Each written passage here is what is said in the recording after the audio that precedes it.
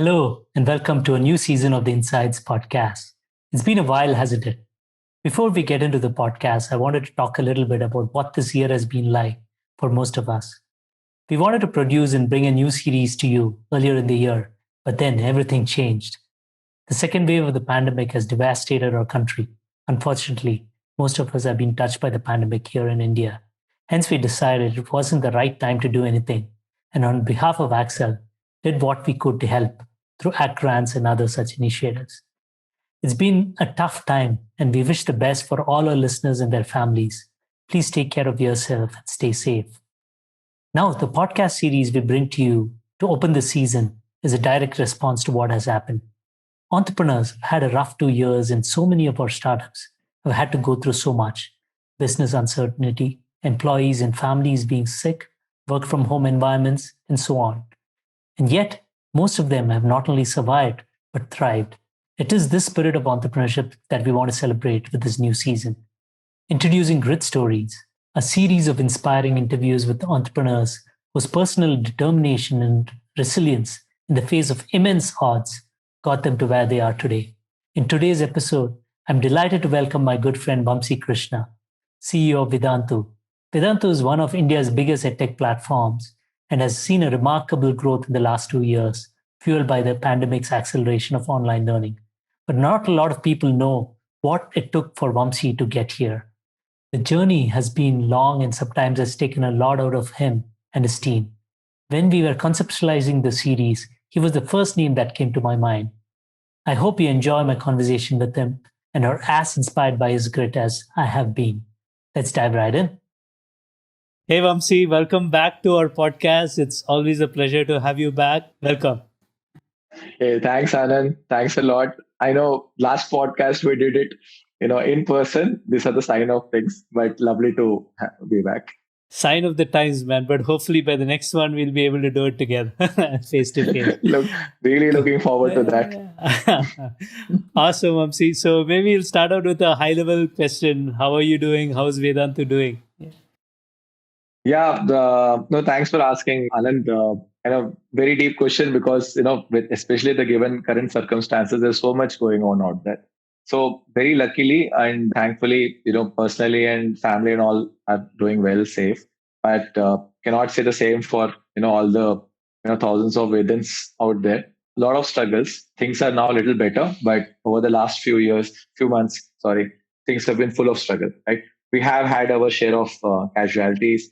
We have had a share of our struggles. It's very overwhelming to have gone through all of that, seeing people really, scrambling for basic stuff and, everyone, really breaking down at multiple points. So this was very unique and never personally experienced any of it before. So yeah, I mean, that's a big learning for me as well. And I think also what has been very uplifting is to see the spirit of the people, not just of the company, but overall of the country, of the ecosystem, everyone going out of their way to help, each and everyone out there.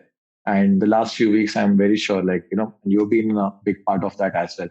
So now everyone, trying to mobilize stuff for each other, trying to help also has been a really inspiring thing, right? To see that spirit amidst all that chaos happening. So a very mixed feeling and very mixed learning on the people side of things. Thankfully, I would say it almost makes me feel a little guilty saying about that.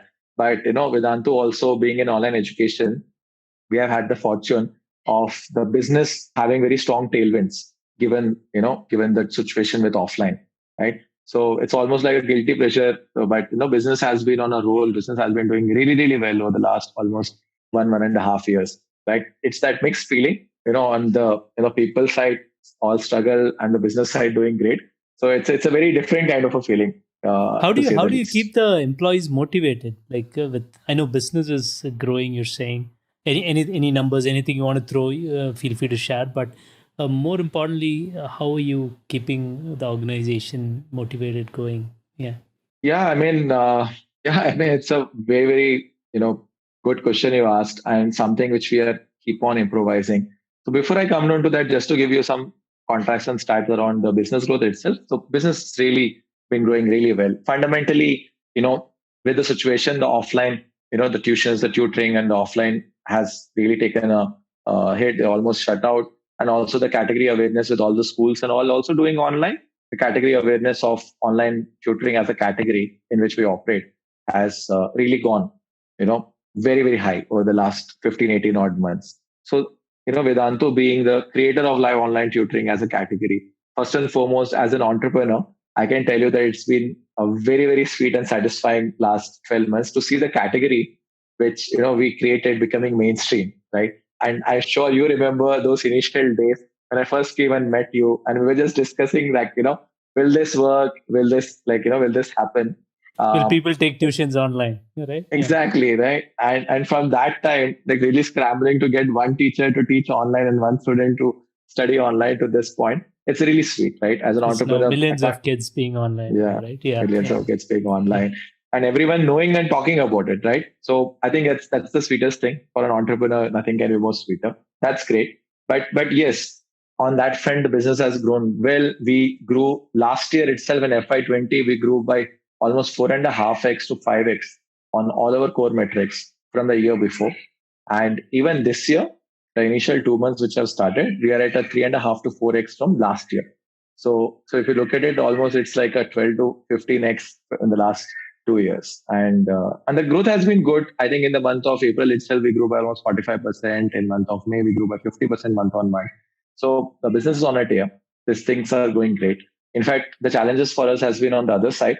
How do you manage this kind of a growth? How do you manage that kind of sudden insert, influx of students scrambling for teachers and point here also to understand and have cognizance of is even the teachers are struggling, right? Because they are not in office where we have good pods that they can teach. They're teaching from their homes, and they're also struggling with some of their near and dear ones being affected by COVID and so on and so forth. So it's really been a balancing act of sorts, right? With growth, trying to cater to that growth in the right sense, right? So that's on the growth side of the things. And just on, like I said about the teachers, even the whole sentiment around the people managing that, trying to motivate them, right, to stand their foot, is has been a mixed feeling to say the least.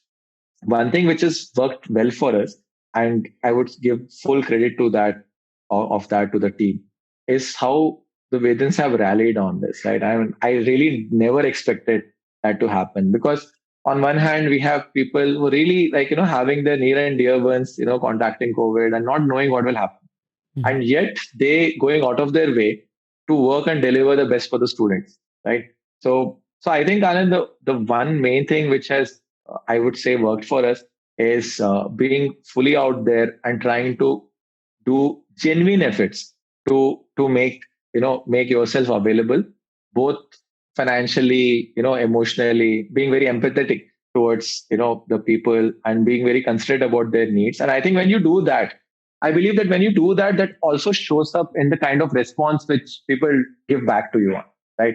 And I think multiple stories around that, right? People coming back just after, let's say, contacting COVID, just after 4 or 5 days saying that, what, I'm fine, let me come Mm. back, right? Because the kids should not get affected.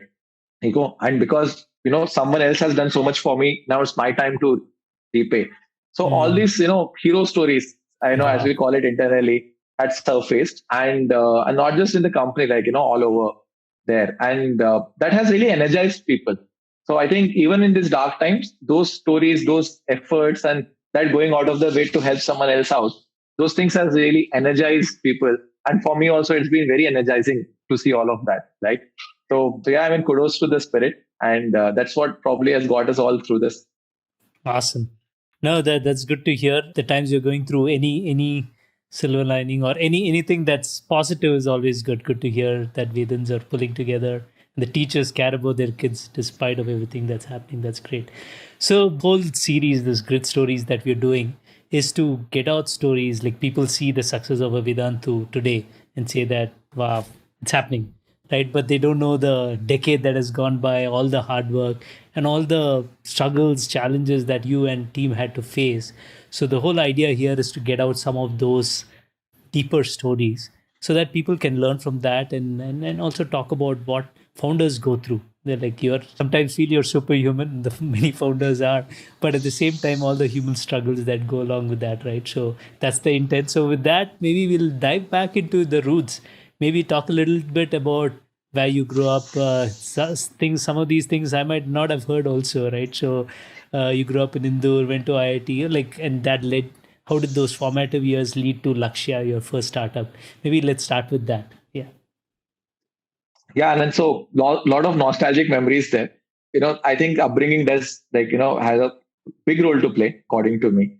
I think in my case, as with many others, right? In my case, especially the middle class upbringing had a huge role to play, right?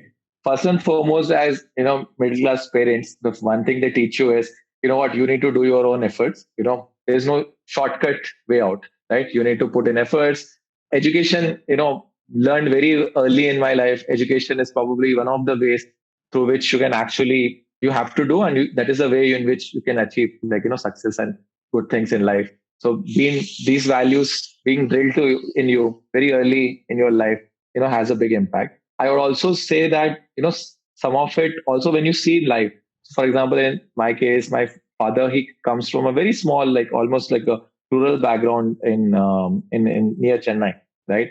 And from there he was the first one in probably the entire family who done his CA, and Mm. because of that he went into like got into United India Insurance, and it was a transferable job, and he's the first one who actually got out of his hometown, and that's Mm. where we ended up in Indore and Bhilai, Gwalior.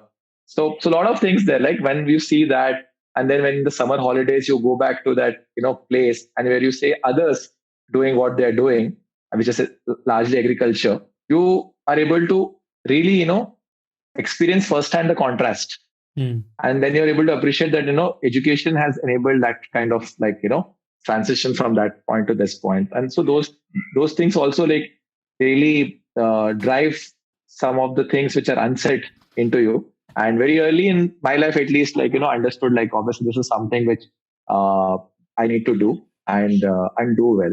Being in a transferable job, I think that exposure also was really good. So in the summers, I used to come to Andhra and South, so I was well exposed to, obviously, I'm a South Indian, so well exposed to this part. Then I was also in Central India, so well exposed to the North Indian culture. I would say, personally, in my case, this balance really helped me a lot, right? Mm. To understand the perspectives and see, different cultures and different way of thinking. Uh, that was good. Indore was a great place. Had a lot of fun. It's a foodie's paradise. So a Mm. lot of fun there. And then went to IIT Bombay. I would really say that IIT Bombay had a huge role to play, because first thing is the entering that itself was sort of like almost like a culmination of long years of hard work. Because I personally was never a exceptional guy in academics. Like I never used to come in first in class, or consistently second in class. I would say, above average. But this was something which I very strongly thought that this is something I need to do. And it took a lot of focus, sacrifices.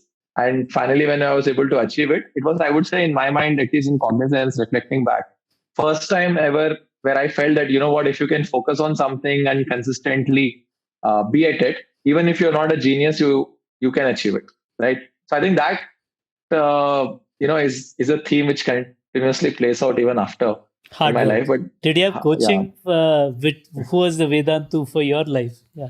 yeah, definitely, yes. I still remember there were two brothers Yeah. called Ajay and Sandeep, and later they started a coaching institute called Gupta Tutorials. It's now famous, was In famous Indore? in Indore later.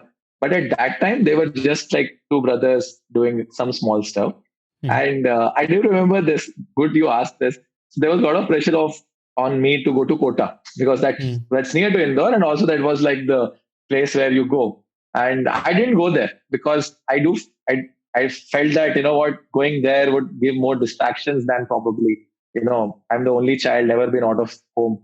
So I said that it will give more distractions. So I took a punt, stayed there, because the belief was, what, the outside factors are just 10%. It's basically you need to put in that efforts, and you need to study, right? So that paid off. And yeah, I would really say that that was the first glimpse of the fact that if you are at it and if you focus, even if you're not a genius, you can do it. And there are a lot of stories here, Anand. I would love to recall one story. This was just after when I entered 11th standard. And unfortunately, in my 10th grade, my math marks were some 65 or 68%. Okay. And it was like, everyone was like, you got 65, 68% in your 10th board math. How is it that, how on earth will you do, JEE, like, IIT is like, is insane, right? So, multiple things. And then I remember my first class of math, and my math teacher comes in and says that IIT is not everyone's cup of tea, and he underlines that statement. And he sets up intentionally a first paper in which 80% of the class fails, right? Just to prove a point that you can't, like, everyone can't and should not aspire. These things I recall very strongly because you know many people will come and probably talk you, Put you down. against it. Yeah, talk you down or talk you right. It's not something. Maybe inherently, it's not really that they are not your well wishers. Maybe inherently they also are doing it because they don't want you to go through pain, and there is some reasonable argument there. But since we are talking about great stories, I would really say that a lot of these things happen. Finally, it's the conviction, the strength of that conviction, which is very critical and very, very important. And I think that was my first stint on that, right? First exposure to that. That despite all of that, if you can go through, and this is an example I give a lot of my students now, right? If I scored 65% and if I can go and clear IIT Bombay, I mean, you guys like are obviously way better, and obviously you can do that. Yeah. I wish I had a teacher like you, man. Yeah. Good. So, and then IIT Bombay to Lakshya. Lakshya. Yeah. So IIT Bombay was great. I had amazing exposure. That was one of those places where, when you enter and you are like, what, I've done great. And then you enter and then you say all studs around you. And then you get into a full complex, right? What have I done in my life? Nothing. Yeah. So amazing thing. There, Anand, again, first day I remember, I was with few guys and two of them were able to play chess without looking at the board.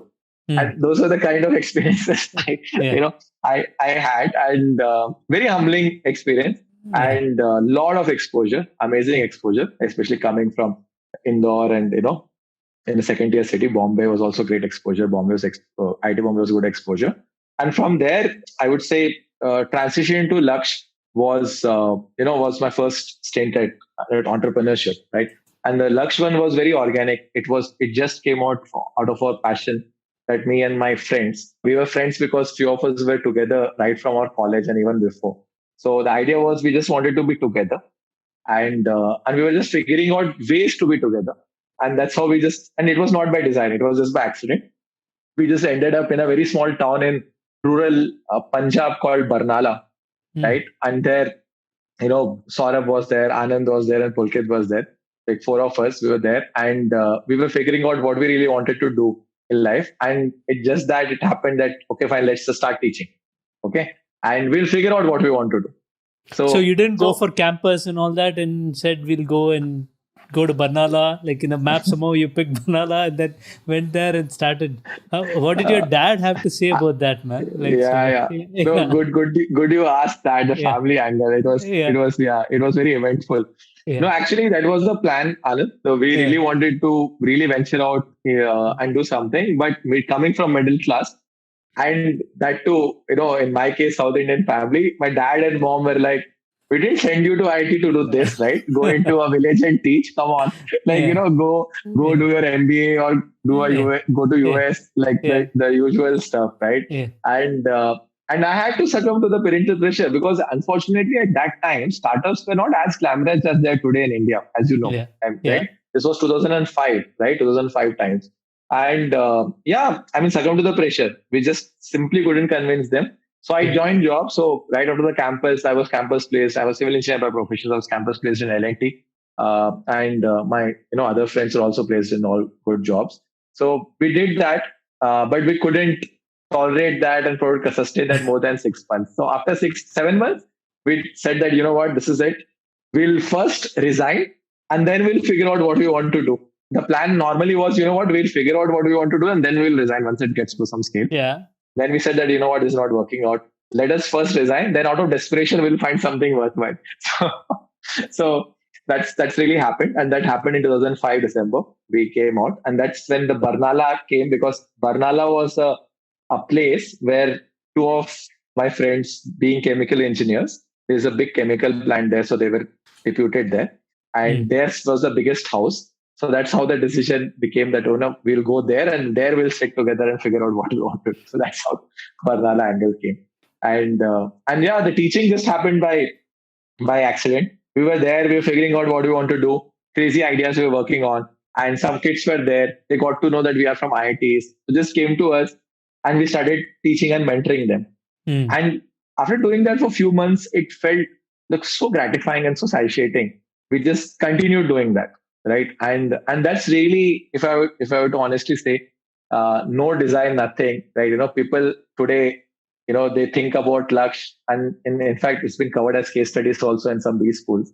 And I can tell you this, that although in some of those case studies, it's called out as like, a great strategy, that rather than choosing a very big place, we chose intentionally a small place. So rather than being a small fish in a big pond, it's great to be a big fish in a small pond, and that strategy works out and all that stuff. But to be Mm. very honest and upfront, it was nothing of that strategy or anything. It just was an organic, one thing leading on to other, right? And that's how it happened.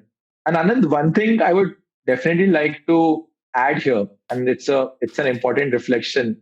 Whenever I think of this, I have this, and it's little bit not talked about much in our ecosystem, which is that sometimes uh, you just need to go with the flow, right? And have that trust and confidence that things will connect.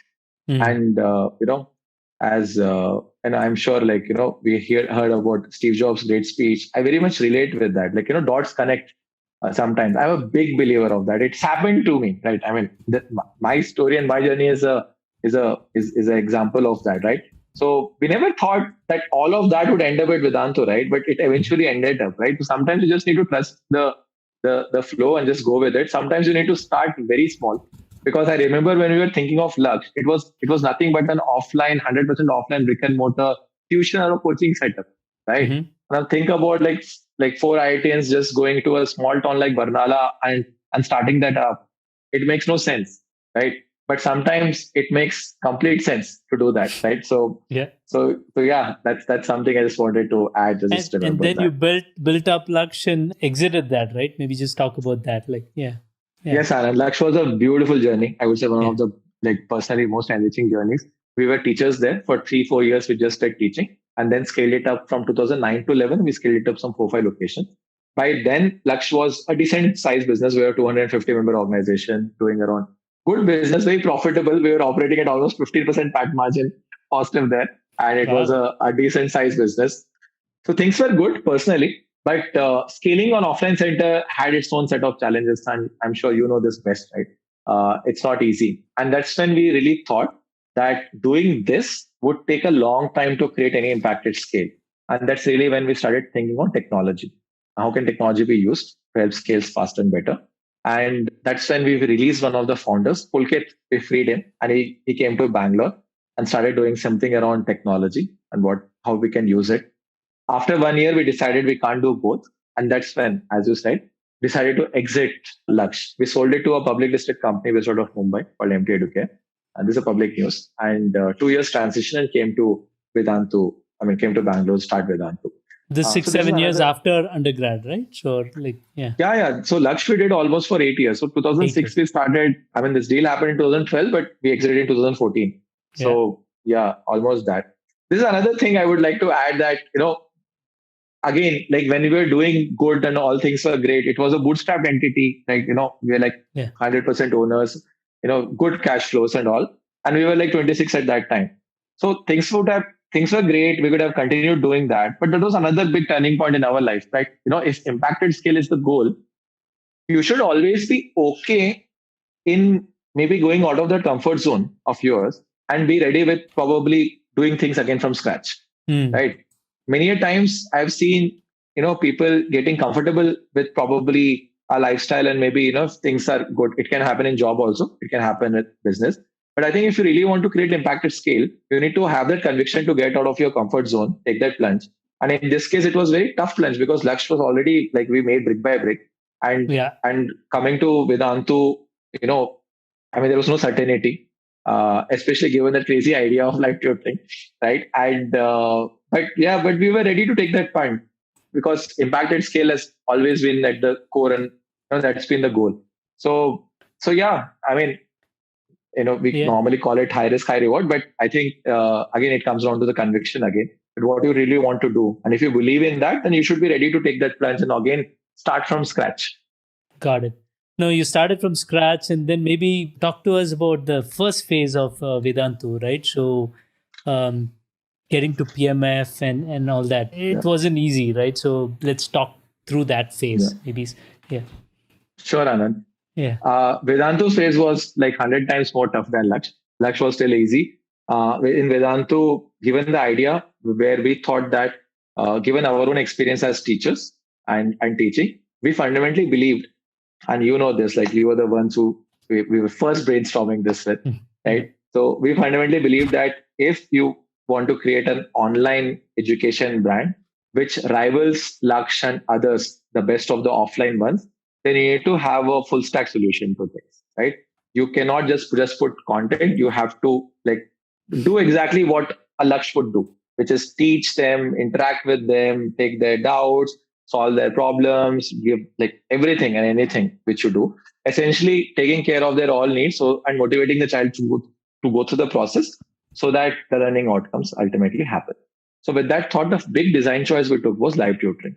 And this was big because at that time there was no one was doing that remotely in India, and 4G was not there. It was 2G and 3G, and it was a big punt. And thanks to you guys to believe in that. But when we came back, the good thing working out for us was, at least I would say, the money was not a problem because we had exited from Lux. I mean, it was an all cash deal, so we had money. We had put almost all of that money in Vedantu. Apart from money, everything else was a challenge, right? So creating that platform, whenever we used to go and tell any parent, they were saying, what is this? It used to take me like almost 30 minutes to even explain the basic concept to them, that this is how it works. A lot of crazy stories there, right? We launched ultimately in October of 2014 as a pure one-on-one live tutoring platform in which one teacher can teach one student. I myself took those initial few classes, me and my co-founders being teachers. And then I remember coming to you and Prashant on that, saying that, okay, this is how it is working. And obviously, like, kudos and thanks to early believers like there, at least we didn't have to struggle for a capital a lot. We were very fortunate to get belief and early backers like you. But apart from, as I said, finances, just everything was a huge challenge. So just setting that the platform and then going about making students aware and parents aware was not as simple as what we had thought to be, right? And we did a lot of mistakes, by the way, very honestly there also, right? So for example, especially in 2015, right? I do remember, and that is one of the classical mistakes of which entrepreneurs do, right? And we definitely did, which is assuming the market has arrived before it has arrived, right? So when you do that, you actually go about spending much more than probably what is required, right? And you just go out and spend and acquire customers. But actually, those customers are not the real customers because they are not coming to you organically, right? And for this to really sustain, it has to have that efficacy leading to organic word of mouth, leading to more customers coming in. And that cycle never happened. And when you are in that cycle, you make this mistake that you just want to get the growth in. So you spend, acquire customers, but not really spending that much more time on understanding what is that real model which would work. What is the price point at which it would work. And we made the classical mistake because at a one-on-one, the price point is very high, right? The price point, we're operating at $500 per hour, and that doesn't like scale in India, right? So yeah, it took a lot of those mistakes, iterations, for us to realize that, let's say in late 2015, and that's when we then started iterating on the platform, and then in 2016 is when we launched one to few, in which one teacher can teach few students, right? So that really got the price point a little down. But I would say that we were not out of the woods yet. And it was really in 2017 is when we launched the one to many, right? That's really when it whole thing blasted out. Because when we did that, that really got the price point, maybe even half of what the offline price point was, right? And in 2017 onwards, we've been like obviously growing very, very fast and rapidly. But I would say the period right from 2015 to 2017 was a period of like struggle, iterations, like going through multiple, hypothesis testing. I would really say that was a time, Anand, as you rightly, asked, was the PMF, time, like, 100 iterations trying to get to PMF, making those mistakes. Those were like, if I look back today, those were the very stressful and very interesting times. Right. Yeah, Yeah. yeah. Um, and then you also mentioned one of the things, right? One of the things that you guys tried to do was scale before tight PMF, and then that led to Yeah. capital also Yeah. becoming a constraint. Maybe Yeah. just talk through that phase Yeah. and the funding, the Yeah. things, the issues that we went Yeah. through Yeah. that phase. Yeah. Now, having spent 15 years in the startup ecosystem phase, now it almost Yeah. feels like a cycle to me. So, Yeah. so definitely, I mean, this happened right there, right? In 2015, we just went about spending on ineffective customer acquisition and not really, making these iterations around the one to many, one to few, but just going about scaling that one to one. The margins were very low. And obviously, as a result of that, it inherently wasn't as scalable. And and then when that happens, the first mistake which we entrepreneurs sometimes do is we just believe that, what, there would continue to be capital available to you, right? And that's like the biggest mistake, right? You need to think about, capital as not as the thing, right? You need to think about model much more. And we also went through the same phase. I mean, 2016 was very tough. It was the first year when I really saw that. And we also, as an Indian ecosystem, you would remember, right? Outside After the liquidity, boom of 15, it became it, very like, yeah, they call it the difficult. nuclear winter of Yeah. the startup ecosystem. Yeah. So we also Yeah. like right there at that time struggled for funds, and we had to go through some tough calls. I remember we had to let go of around 15% odd people around that time, around somewhere around mid 2016, right? And more painful than that was the fact that we even did not have certainty, right, of what we will do next, or will this stop, and no more of this will ever happen again. Even we didn't have that certainty. I would say that was the first time we ever had to fire, by the way, personally, in Mm. my entire entrepreneurship journey. And I mean, I personally took it very, very hard on myself. So that was, I would say, one of the darkest phases of personal my life, and it was very tough at that time, because as an entrepreneur, you obviously you take it on yourself, and it's rightly so, because obviously you are responsible for that. And yeah, it was very stressful, very hard. And with that going, also motivating the rest of the guys who are remaining with you is, I would say, even more harder, right? And by the way, it just didn't happen once, and then it happened two times with us. And there's one more thing which will happen next year. I'll come down to that. But this was purely our doing. The next one I'll talk about is something which happened not by our doing, but by like external doing. But any which ways, both were equally stressful. And this was the first glimpse of, like, if you don't take the right calls, if you don't do the right things, I mean, you end up in a situation where you actually have to take these kind of calls, right?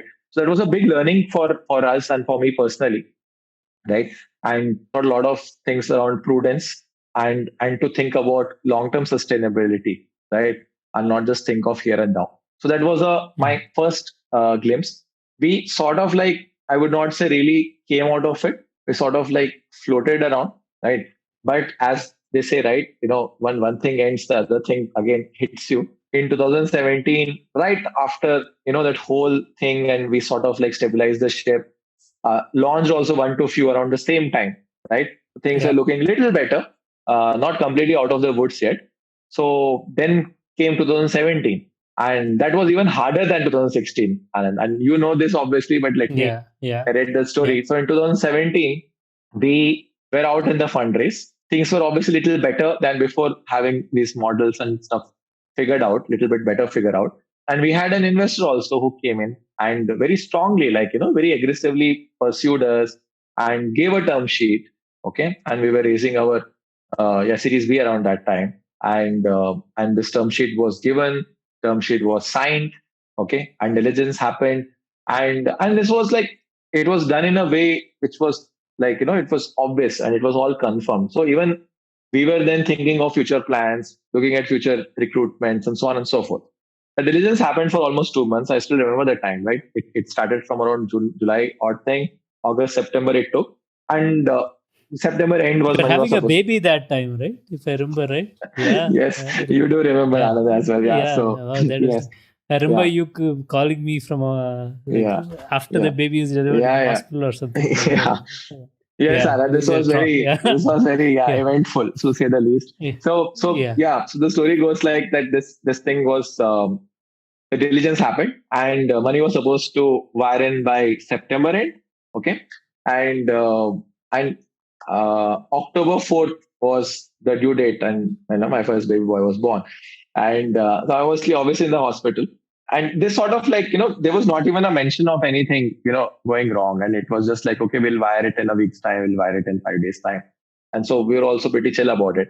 And you were also there, and I was like, I Yeah. remember you also being there in those discussions. And then on that day itself, like I think fifth morning, I clearly remember, because I had an entire night out on that fourth and fifth morning. I was having the breakfast, and there was this casual update call which happened, in which they just come out and say that, what, we'll not be coming in. And it was not even like, we'll be thinking about it later, or we'll be coming in with a small tranche, nothing of that sort. It was just a blunt, will not be coming in at all. And the reasons also given were very vague, in the sense that we have lost confidence, or we don't want to do India, and those kind of reasons.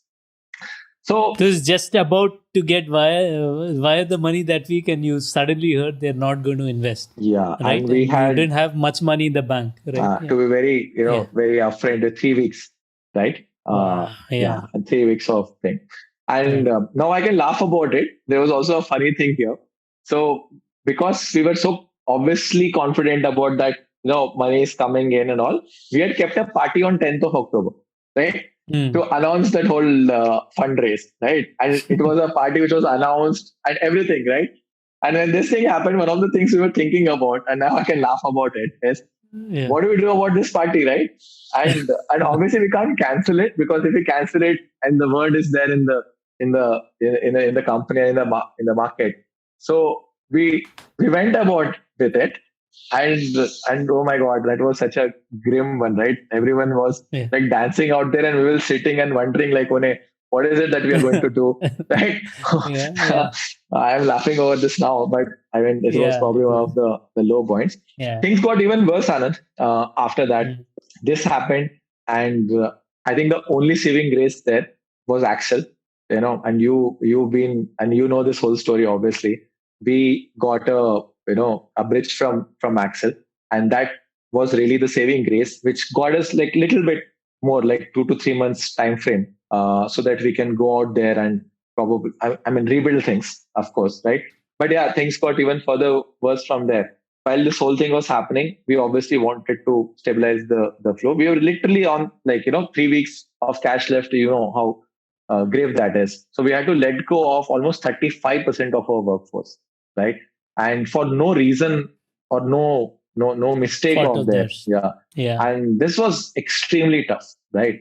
Extremely tough. And just do remember that we had to do something similar in 2016 itself. So it was just a year back. And when you do it again, I mean, the way you have to then talk to the people who are staying behind and trying to convince them, it was hard. And on top of it all, one of the co-founders also decides to move on during the same time.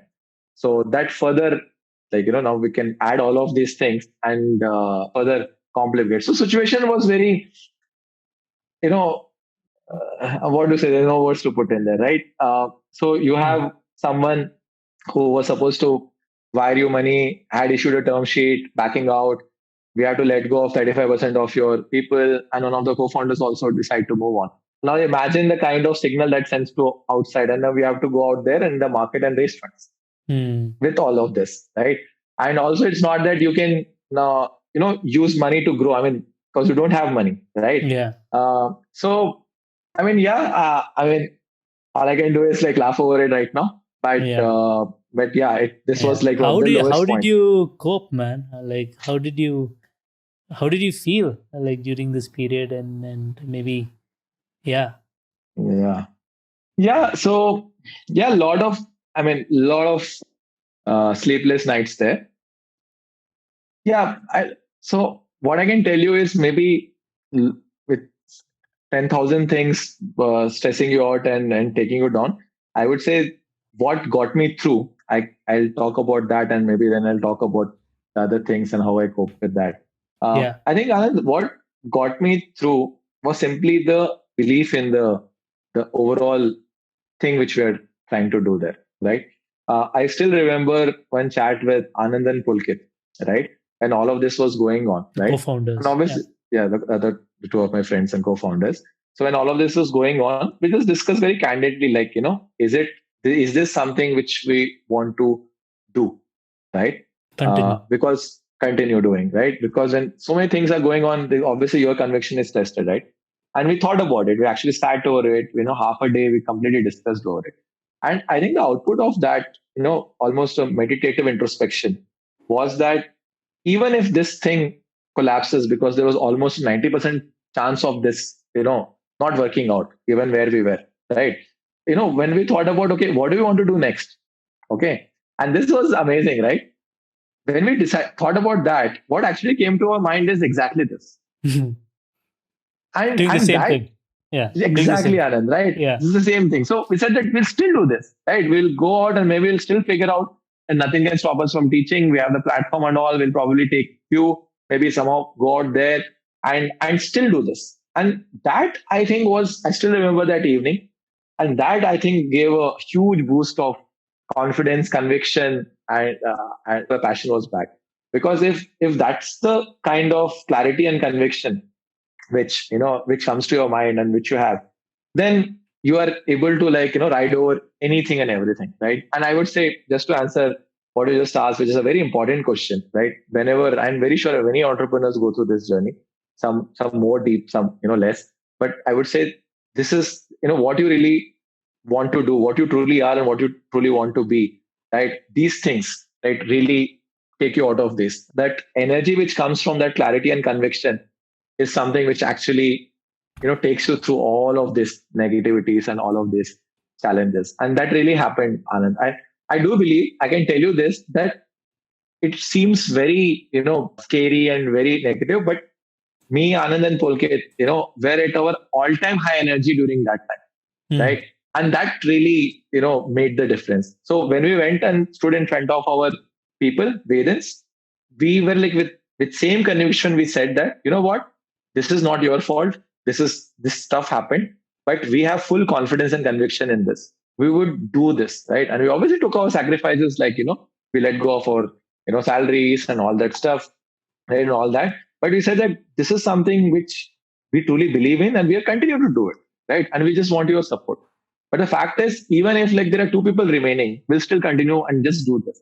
And when you actually have genuinely that kind of a conviction and clarity of thought, right, it rubs off, and that's when probably, as they say, that clears off other things also. So that's what we saw started happening.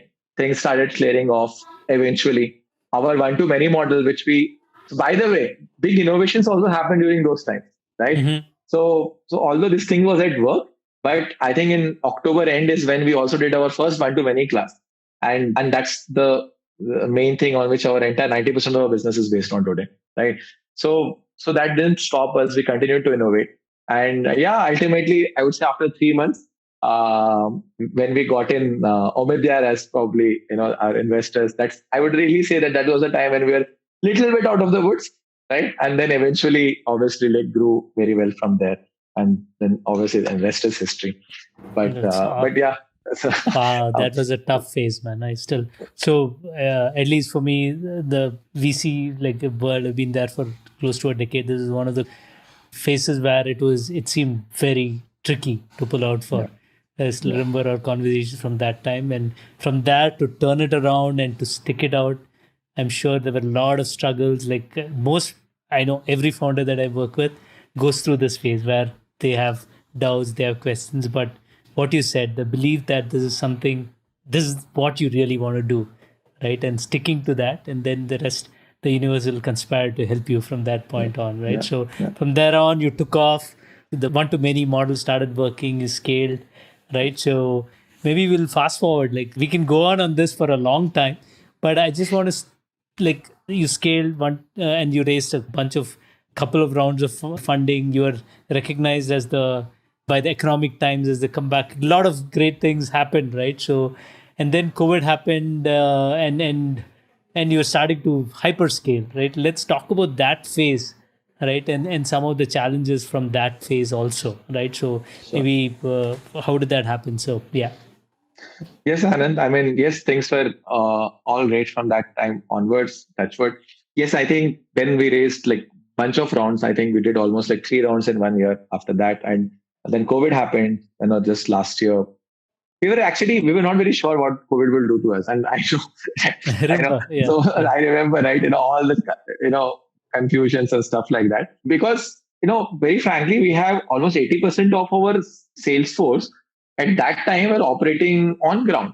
Yeah. And when India went into a lockdown, They were going all to of them people's had to, houses and selling, right? So yeah, yeah. yes, right. Although we did that for just a period of 6 months, right? But at least at that particular point of time, we were that, right? And yes, when India went under lockdown, we were completely unsure that how is this going to affect the business, because 80% of the sales is coming from there. These guys don't even know online or telecalling or stuff like that. How do we change that? And all of them were distributed across 28 cities, right? It's also not one location. So the first foremost challenge was mobilizing them and getting them to convert into online demos and online counseling in 5 days time, right? And March last week is when that happened. Business obviously tanked for those 5 days. And I was all like, I was unsure. And when I remember this, because we were creating the OKRs for the quarter of AMJ, and I was not even sure, like, what do I do around here? Should we go for cost optimization? Should we go for growth? So we went first for cost optimization, right? We said that, what, we'll hiring freeze, we'll cut down on all, marketing, branding and other stuff. Branding anyways, we were not doing. Marketing will cut down, and all that tightness was there. Very, very strangely and luckily, right? This transformation happened within 5 days. I mean, kudos to the team and obviously how they executed and went and came back. So the online demos, and because thanks to our own live tutoring platform, because the teaching happens online, we have our own platform. So we could immediately transfer them on our platform, and using our platform itself, they were able to do the counseling to the parents online. So because we have that own platform, that transformation happened within days, right? And April first week itself, around 4th or 5th April, is when I saw business back the same numbers, which was on the 22nd of March. And within 3 days, it was like probably almost like 40% higher, right? And I remember even me discussing this with you, but I remember going back and changing the entire OKRs again, right? So being conservative, like switching the gear to being aggressive within like a week's time, and then going full-fledged on that. And I think then the April and the May were crazy. Like we almost like were 4.5 to 5 times higher than the last year in that. And then obviously we raised another 100 million. And then then there's obviously like there was no looking back. We really pushed the throttle. Vedantu really became a big household brand. We got in Amir Khan as a brand ambassador. We sponsored KBC. Things have been good. Things have been great. But I also am cognizant of the fact that how things were in 2016-17. So Anand, taking all of that into account, my learning definitely has been that things will be high, things will be low. Conviction is the most critical, right? It cannot be that when things are going high, you have high conviction, and things are low conviction. It's quite reverse actually. When things are low, you need to have the highest conviction, right? And things just, if you're doing the right things just play out for you, right? You just have to believe in the, so as you say, right, in cricket, you just have to stay there, right? I'm a big believer of this. Like if there's one, thing I would like to recall from this whole incident is like, you just have to be there. Like, just be there and things will happen, right? Maybe in short term, things might not seem to be working, right? But it's okay, right? And just be there. And but I would say that the challenges are still not over, right? Even while growing, also we have faced a lot of challenges. So, for example, I'll tell you an incident. It's very recently happened. 6-7 months back, growth was crazy. And in 2020, later half, we're almost growing at, like, as I said, 4.5, 5.5 times year on year. But we suddenly started seeing our retention numbers dropping, right? This was somewhere around September, October period last year, right, 2020. And but the growth was great. So the natural temptation was continue to grow. Let's continue to grow. And then I remembered the whole 2015 times, right? And I said, like, no, that's not the right thing to do. Let's understand what's happening there. And what we really understood, and this happens, like, in any high growth companies, that when you are growing so well, because of different things, like in our case, it was the incentives around how we have incentivized the sales and all that. We saw a lot of fraudulent sales also started picking up. And this is not really fraudulent sales. This was essentially sales guys incentivized to maybe do a miss sell of sort. So what was happening is, like, a salesperson would just go and convince a parent to just try out a stuff for 1 month and then take a refund if he doesn't like it, right? So that was happening quite rapidly. Because they were getting an incentive for closing the sale, right? Yeah, they were just getting incentive for closing the sale. They were not getting incentive for actually the kind of, let's say, the LTV or the cash they are bringing into the table. Because that's how we are largely designed, like even before. Yeah. But before, you were growing slow, so you have that much more systems, processes. So everything was monitored. But when like 6x, 5x growth started happening, those things, started breaking, right? Yeah. And we were honestly not prepared for that kind of a scale growth. So these things started happening. We were confronted with a very strong choice here. Do we continue on our growth? Which, by the way, Anand, is very tempting, right? For any entrepreneur, right? If growth is happening, like, who doesn't want it? That's the holy grail.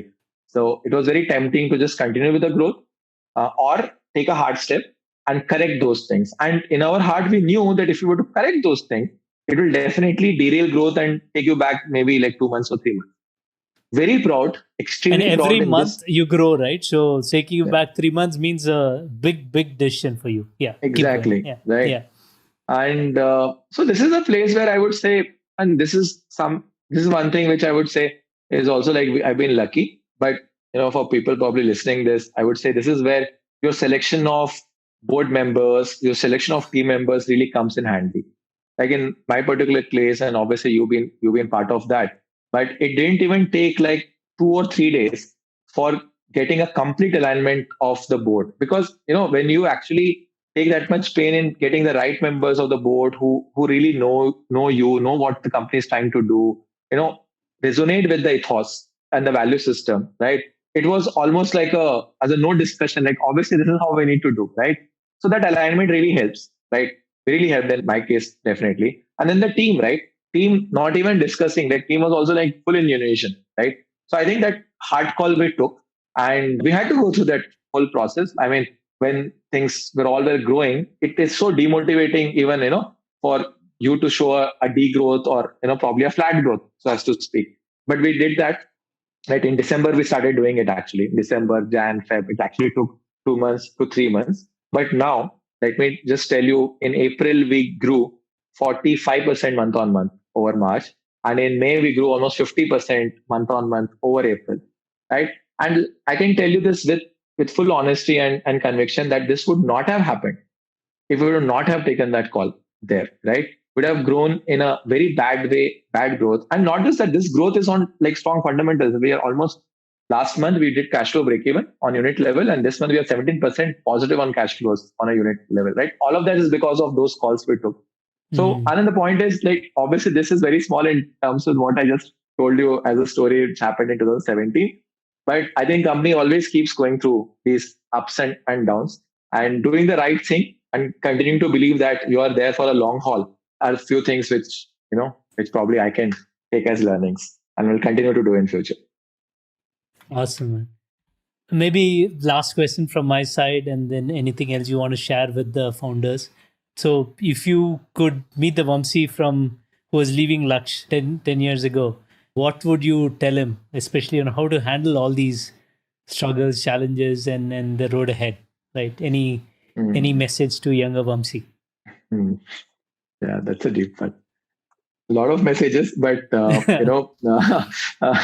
take your time. Yeah. See, of course, like the easy one is to exactly tell like what is going to happen when, so you're better prepared. Don't worry, you're Yeah, gonna get funded in yeah. 1 year.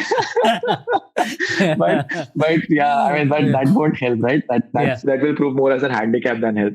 And Yeah. I genuinely believe re-emphasizing the fact that just believe in the long term story and journey, right? And probably reiterating and reinforcing the fact that you need to optimize for long term, right? Is something which I will double down and triple down on as a message, right? Because what happens is when you think of short term and when you think about your journey or the last 1 year, 2 years, right? You tend to get there are chances of either you getting very exuberant about it, ecstatic about it, or sometimes you can get very depressed about it. And I would say both are wrong, right? If you look at it, it's just like investing, right? A compounding effect of investing, right? So you need to be in the long term. So the one thing which I would definitely re-emphasize or double down on as a message to the older self would be just believe in the compounding power, right? Of the goodness you are doing. Just stay there. Take steps and optimize for staying there in this space, right? And continue to do it for the right reasons, which in our case is obviously student obsession. So that I think has never changed.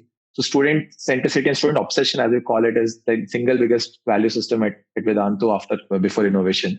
And I think innovation is like every startup does, I believe, right? Everyone does out there. But I think continuing to innovate for the student and just I would just try to reinforce the fact that just stay there, just optimize for staying there. And if you stay there, and if you can stay there for like 5 years, 6 years, or whatever, like 10 years, you will like you can't even imagine where you will be at, right? In my wildest dreams, I couldn't have imagined us the where we are maybe when we thought about Vedantu, right?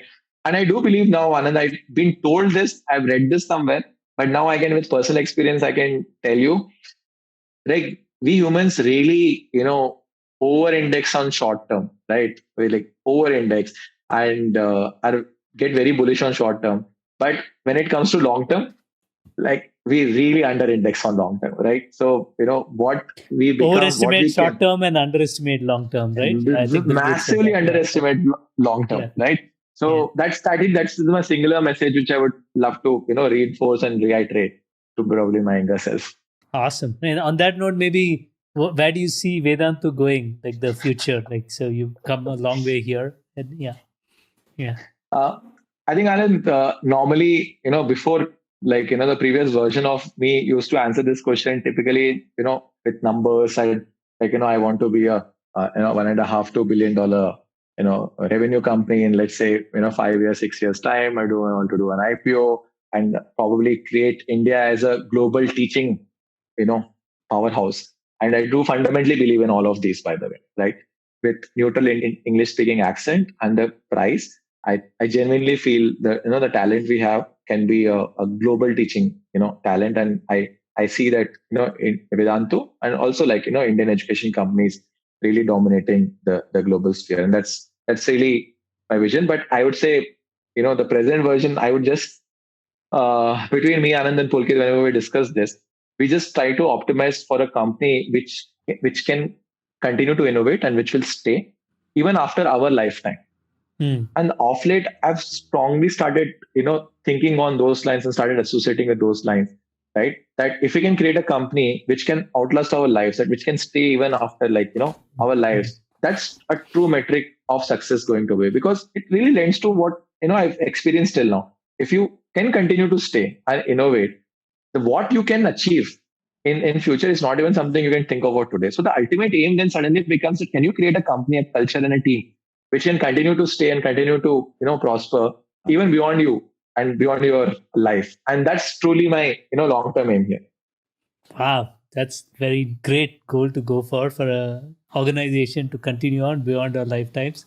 So I really wish that comes true for you, Vamsi. You live a very long life, first of all, and then so do Anand and Pulkit and the rest of the team. And then Vedantu lives on much longer than that. Thank you for being so candid and sharing all the struggles that you went through. So hopefully the founders who are listening relate that entrepreneurship is not necessarily all a bed of roses and front page news and all that. It's a lot of these struggles, some big, some small, but you have to make the right call and optimize for staying in the game and innovating. Both of those go hand in hand so that you're there for the long term. Thank you for sharing it. Really appreciate you coming on the show. Hey, thanks, Anand. Always a pleasure talking Yeah. to you. I hope you enjoyed my chat with Vamsi as much as I did. Please do share the podcast with your friends. I think this might be a timely listen for a lot of us. If you have feedback, please let us know on Twitter at Axel_India and visit us on seed2scale.com/insights. Or share a comment on the platform you're using to listen to this podcast. Your reviews and comments will help others discover this podcast and make it better. Please do subscribe to our podcast if you haven't already. We will be continuing with our Grid Stories series, and I look forward to bringing you the next episode. Until then, thank you and stay safe.